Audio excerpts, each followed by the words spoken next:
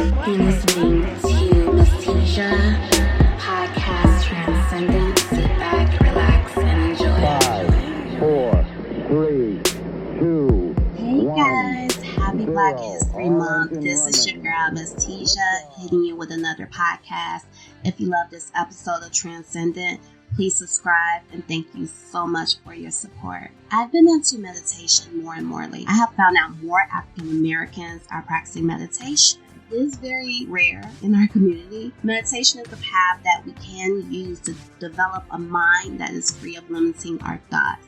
We continue to face the frustration of racial injustice every day, and that takes a lot out of us.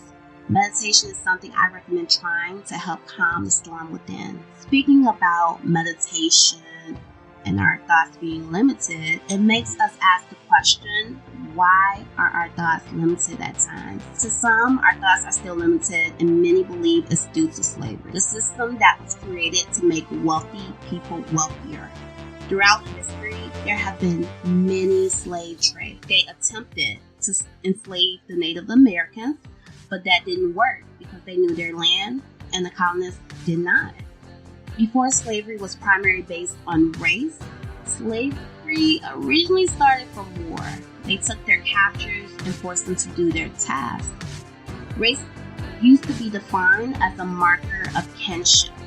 Then it shifted to more focus on physical features. After several attempts of enslaving different minorities, they settled on African Americans because they inherit slaves from their offspring.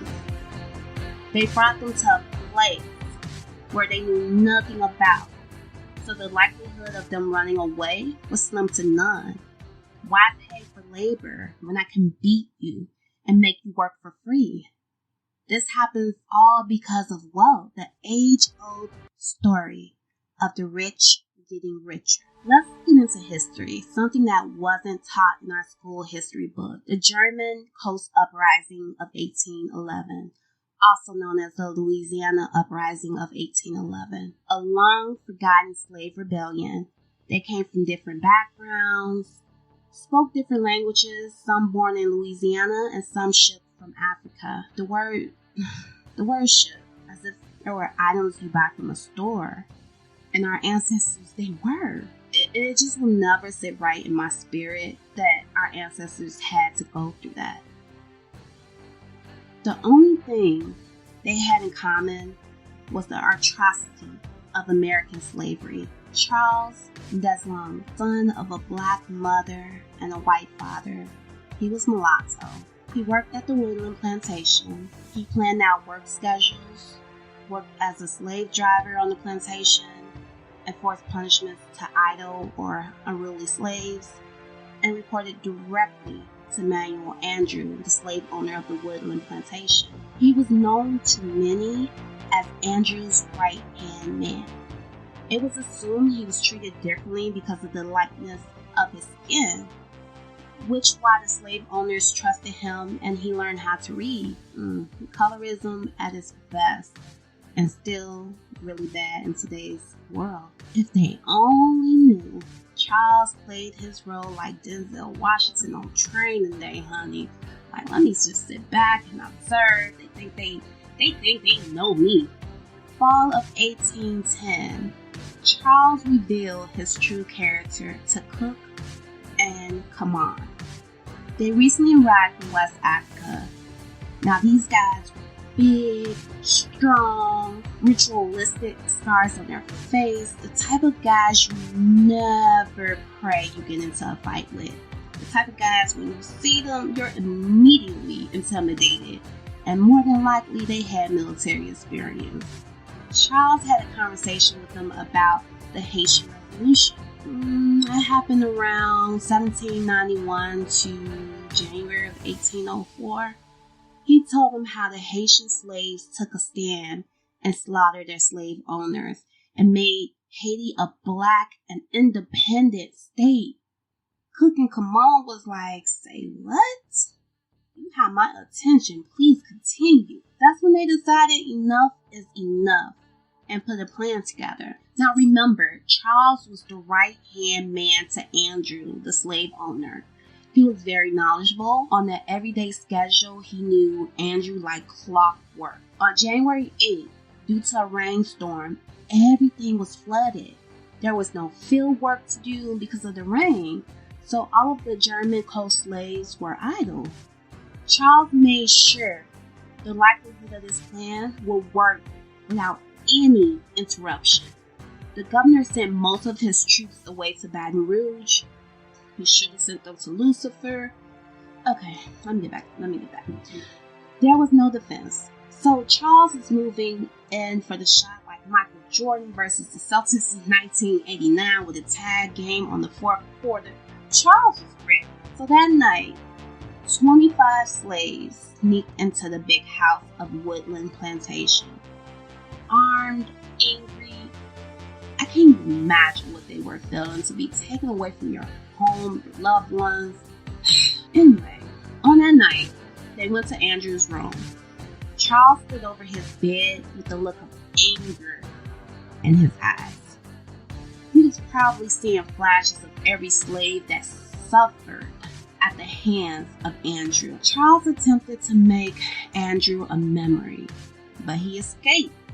He was wounded, but he escaped it and made it to tell another slave owner what happened. Andrew's son wasn't so lucky. While Andrew went to go find help, Charles and the others were in the basement of the Woodland Plantation getting beautiful flowers to help with the fight. If you truly think I'm referring to flowers, this is a war, people.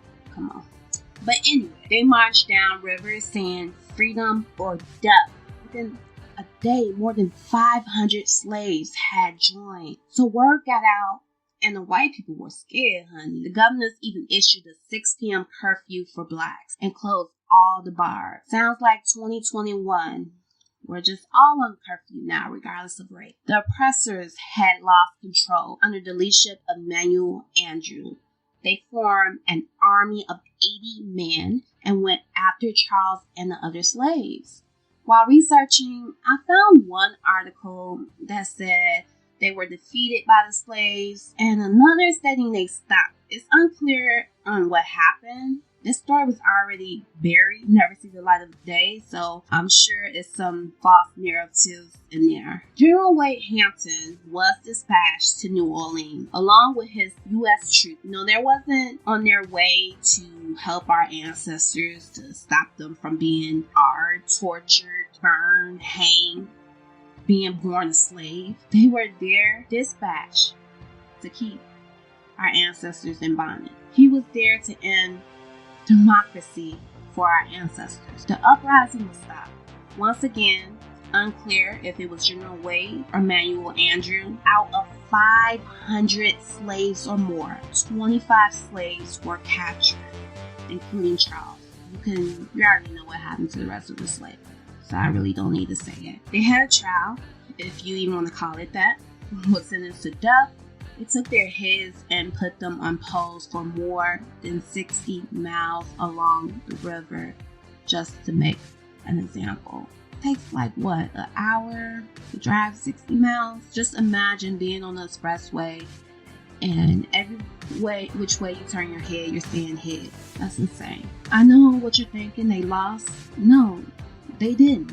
They may have not completed the task they set out to achieve, but it did show future generations to never stop fighting. Never stop fighting. 300 years of subjugation. The moment our ancestors were put on the ship in chains, they were already dead. The German Coast Louisiana Uprising of 1811, they knew there was no other choice but to fight or physically die, because they can never kill their spirits, our spirit. Even in 2021, their spirits live within us. This goes back to why our thoughts are limited. Some slaves didn't fight back. They were loyal to their master. They didn't ask questions.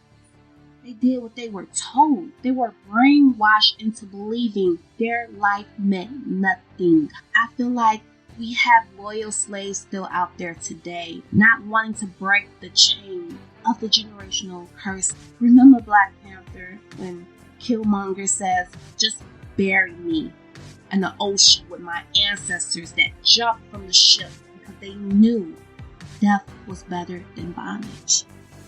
And until we free our minds, we will forever be enslaved. Teach your children about Nat Turner, New York City conspiracy of 1741, Gabrielle's conspiracy of 1800. These are things our children should know about that they're not teaching.